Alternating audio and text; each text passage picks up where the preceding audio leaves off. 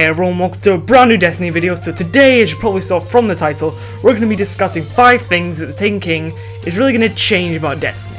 So there's been a lot of Taken King news dropped over the last few days and weeks, and I personally have I found it quite hard to keep up with all the news, since there's just been so much.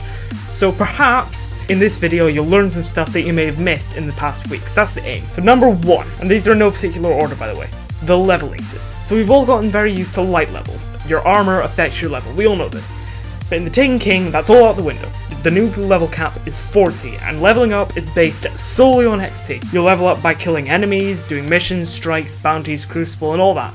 So it's like when you first start a new Guardian, you level up to level 20 through XP, except now you go to 40. So Bungie have been quite tight-lipped about how this is going to work. If, say, like you've got a level 34 Titan, if we start XP leveling from 34 to 40, or if we go back to level 20 and start from there, since that is technically the original XP level cap. It's likely the Bungie are sort of still figuring out how we're going to make the transition, so that'll be why we aren't getting any answers there at the moment. But this is still a huge change to me at least, since the light level thing, it's been such a base part of Destiny since pretty much launch, and this in my mind is a pretty huge change, and probably a good one, as long as we can't get to level 40 as quick as we got to 20. I hope, like, you can't just get to 40 after a few days of grinding. I hope it, like, takes a little longer so that actually feels like, you know, you're properly leveling up and getting stronger. So number 2, exotic weapon balancing.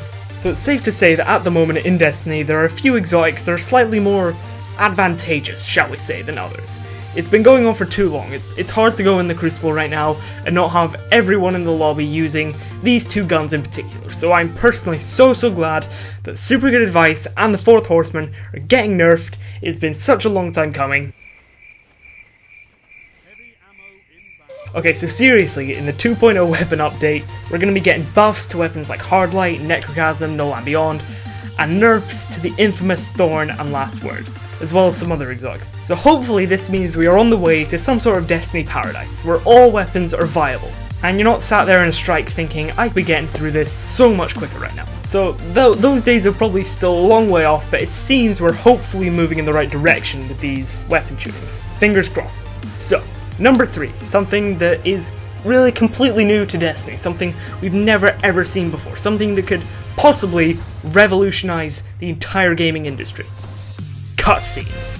So yeah, so it seems after a year of complaining, of bitching, of constant whining, we're getting an actual story with actual cutscenes and actual characters, and it actually looks pretty good. The cinematics and the cutscenes alone are getting me hyped, since we haven't really seen much of it at all in Destiny. So fingers crossed, the story of the Taken King will kind of break Destiny's reputation for having a shit narrative, and it'll actually let us learn about this universe that we spent literally hundreds and even thousands of hours in. Hopefully.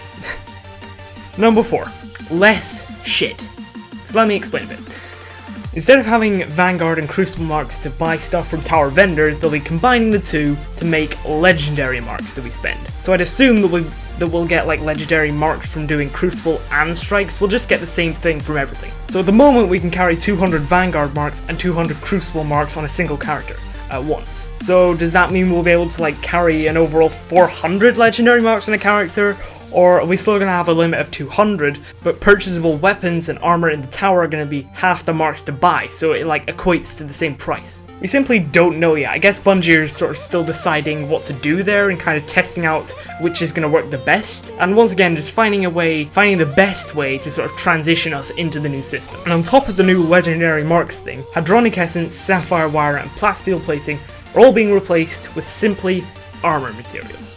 So like for me, my original character was a hunter. I've spent far more time on him than my warlock. I've got hundreds of sapphire wire just laying around pointlessly after all the blue and green engrams, but I have barely any Hadronic Essence because I just haven't put that much time into my warlock. I haven't spent the same time with my warlock as my original hunter. And I'm sure a lot of people can empathize with me on this one. When you spend so much time on one character, then you decide, you know what, I'm gonna make a Titan. Then you just have no plasteel plating, and it's just a ball ache to get, to be honest. So that problem will be completely sorted because all your armor, all your characters are going to use this single material. So that's once again just less shit, making stuff easier for us. So yeah, it's a pretty cool change actually. I like this. And finally, one of the most important things that's probably ever happened in the history of Destiny. Dinklebot is dead. I'm sure you've all heard about it already, but yes, our precious Dinklebot will soon be replaced by, I guess, Nolanbot. So yeah, Nolan North will be joining us in our fight against the darkness. He will be our new primary door opener. So Nolan North is famous for being in almost every game, literally, here's just a few. The Uncharted series, the Call of Duty Black Ops series, World of Warcraft, Borderlands, Assassin's Creed, Last of Us, Halo, Final Fantasy, Saints Row. Literally, the list here on freaking Wikipedia is freaking massive. Go look it up. I urge you to go look it up, because I could literally sit here for like 10 minutes going through all this. I swear, there isn't a game on this planet that either Nolan North or Troy Baker haven't in. There just can't be one, can there? So obviously there's a load more stuff happening with Taken King.